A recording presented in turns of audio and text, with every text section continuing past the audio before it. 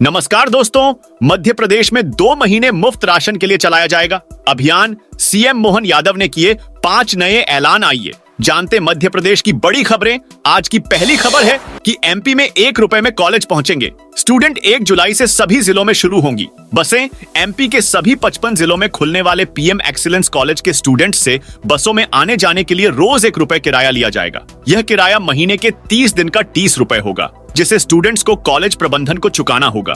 इसके बदले कॉलेज की बसों से वे अपने रूट पर कॉलेज और घर आ जा सकेंगे। बसों का रूट और राउंड कलेक्टर तय करेंगे। एमपी में गोवंश तस्करों को फंडिंग हैदराबाद नागपुर से मिली। मध्य प्रदेश में ओवन परेड करने वाले गोवंश तस्करों को हैदराबाद और नागपुर से फंडिंग हो रही है। सिवनी में पकड़े गए गो तस्करों ने पुलिस पूछताछ में यही खुलासा किया है। सिवनी में पिछले 2 दिनों में 54 गोवंश के शव मिलने के बाद पुलिस ने इस मामले में 7 आरोपियों को हिरासत में लिया। इनसे पूछताछ में पता चला कि ये नागपुर के 3 तस्करों के संपर्क में थे। इन्होंने गोवंश को पशु बाजार से खरीदा था। ये भी बताया कि पशुओं को उन्हें नागपुर ले जाना था, उसके बाद आगे इन्हें हैदराबाद ले जाते। पुलिस प्रशासन का यह भी दावा है कि इसके पीछे सांप्रदायिक सौहार्द बिगाड़ने वाले तत्व शामिल हैं।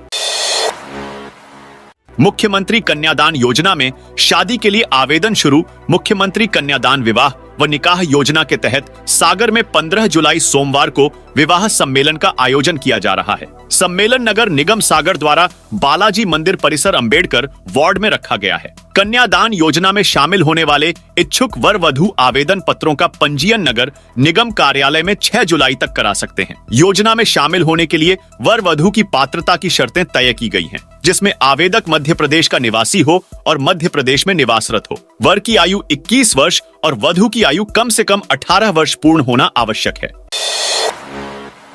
मध्य प्रदेश के सभी जिलों में शुरू होंगे पीएम एक्सीलेंस कॉलेज। मुख्यमंत्री डॉक्टर मोहन यादव शुक्रवार को मंत्रालय में उच्च शिक्षा विभाग की समीक्षा बैठक ली। बैठक में मुख्यमंत्री ने प्रदेश में सभी 55 जिलों में एक साथ 1 जुलाई से प्रधानमंत्री कॉलेज ऑफ एक्सीलेंस शुरू करने के निर्देश दिए हैं। उन्होंने कहा कि एक्सीलेंस कॉलेज से नागरिकों को जोड़े, कॉलेज के शुभारंभ कार्यक्रम में उनको बुलाएं। भोपाल, इंदौर, जबलपुर में अगले 48 घंटे में पहुंचेगा मानसून। भोपाल, इंदौर, जबलपुर समेत 8 जिलों में अगले 48 घंटे में मानसून एंटर हो सकता है। इससे पहले यहां पर प्री मानसूनी एक्टिविटी जारी रहेगी। पांढुर्णा, सिवनी, बालाघाट, मंडला, डिंडौरी और अनूपपुर जिलों में मानसून शुक्रवार को प्रवेश कर चुका है। शाजापुर, राजगढ़ में शनिवार को तेज बारिश होने का अलर्ट है। वहीं ग्वालियर, दतिया में गर्मी का असर देखने को मिल सकता है। परिवहन विभाग अब पीयू की रिपोर्ट करेगा। ऑनलाइन मध्य प्रदेश के वाहन चालक जो अपने वाहन से दूसरे राज्यों में जाते हैं और वहां चेकिंग के दौरान जब पीयूसी ऑनलाइन नहीं दिखाई देती, तब उनको बहुत दिक्कतों का सामना करना पड़ता है। इसी बात को ध्यान में रखते हुए परिवहन विभाग अब पीयूसी की रिपोर्ट ऑनलाइन करने जा रहा है।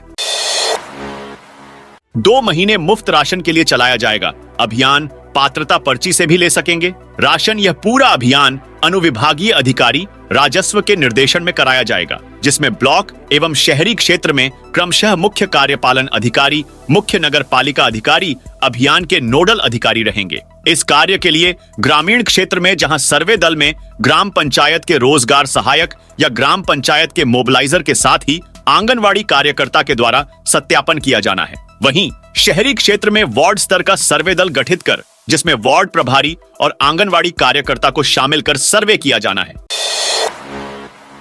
कल से बच्चों को पिलाई जाएगी पोलियो दवा। पोलियो मुक्त भारत के संकल्प के साथ कल 23 जून को पल्स पोलियो अभियान के तहत धार जिले में करीब 3,43,000 बच्चों को पोलियो की दवा पिलाई जाएगी। महत्वपूर्ण अभियान को लेकर विभागीय स्तर पर तैयारियां लगभग पूर्ण हो गई है।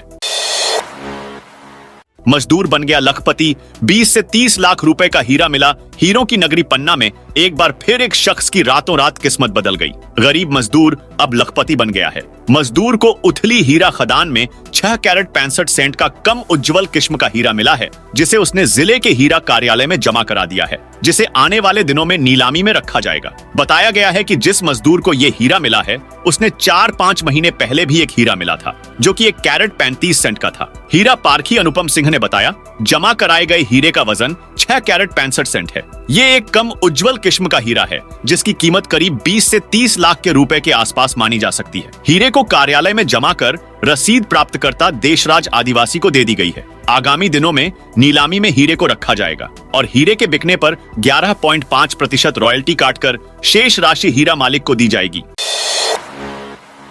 विद्यार्थियों को अब सप्ताह में एक दिन मिलेगी स्कूल बैग से मुक्ति। राष्ट्रीय शिक्षा नीति के तहत स्कूल बैग पॉलिसी 2020 इस नए शिक्षा सत्र से लागू कर दी गई है। पॉलिसी के अनुसार स्कूल द्वारा सप्ताह में एक दिन विद्यार्थियों को बिना बैग ही स्कूल बुलवाना है। हालांकि अब तक कुछ स्कूलों ने ही इस पॉलिसी को आत्मसात किया है, जबकि अधिकांश स्कूल पॉलिसी को नहीं मान रहे हैं। ई रिक्शा का पंजीयन कराने के लिए एक हफ्ते का अंतिम मौका दिया गया है। शहर में नाके लगाकर आधा दर्जन स्थानों पर ई रिक्शा का पंजीयन किया जाएगा। इन नाकों पर 23 से 29 जून तक ई रिक्शा पंजीयन की कार्रवाई की जाएगी। अंतिम तिथि के बाद यदि बगैर पंजीयन के कोई ई रिक्शा मिला तो उसे जब्त करने की कार्रवाई की जाएगी। मध्य प्रदेश और उत्तर प्रदेश की केन बेतवा परियोजना का शिलान्यास जल्द ही प्रधानमंत्री नरेंद्र मोदी कर सकते हैं। मुख्यमंत्री डॉक्टर मोहन यादव ने प्रधानमंत्री नरेंद्र मोदी से मुलाकात कर उनसे शिलान्यास करने तारीख देने का अनुरोध किया है। उन्होंने प्रधानमंत्री को प्रोजेक्ट के शिलान्यास करने की तैयारी पूरी होने की जानकारी भी प्रधानमंत्री को दी। यह परियोजना केंद्र सरकार के जल शक्ति मंत्रालय के साथ मध्य प्रदेश और उत्तर प्रदेश सरकार के समन्वय के साथ की जा रही है। इंदौर एयरपोर्ट को बम से उड़ाने की धमकी मिली है। एयरपोर्ट के मुख्य सुरक्षा अधिकारी ने थाने में आवेदन देकर इस मामले में केस दर्ज कराया है। गौरतलब है कि इससे पहले भी 3 बार इंदौर के देवी अहिल्या एयरपोर्ट को बम से उड़ाने धमकी मिल चुकी है।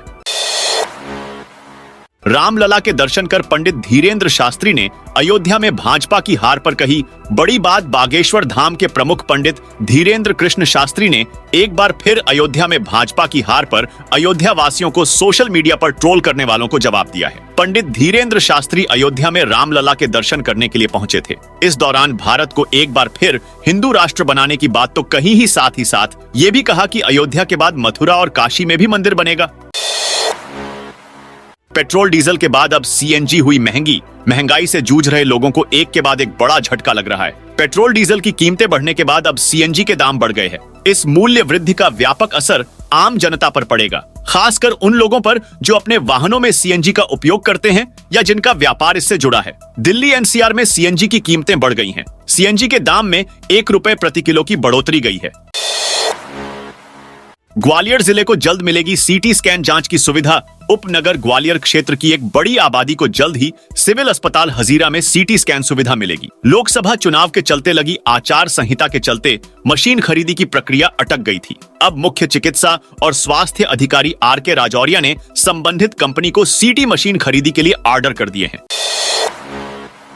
खरगोन में भीषण गर्मी, पानी निकाल रही बोरिंग मशीन में लगी आग। मध्य प्रदेश के खरगोन जिले के सनावद ब्लॉक के अंतर्गत आने वाले ग्रामीण क्षेत्र में हाईवे किनारे बोरिंग कर रही एक बोरिंग मशीन के वाहन में आग लग गई। हालांकि आग किस कारण से लगी इसकी जानकारी नहीं मिल पाई, लेकिन देखते ही देखते बोरिंग वाहन धूं कर जलने लगा।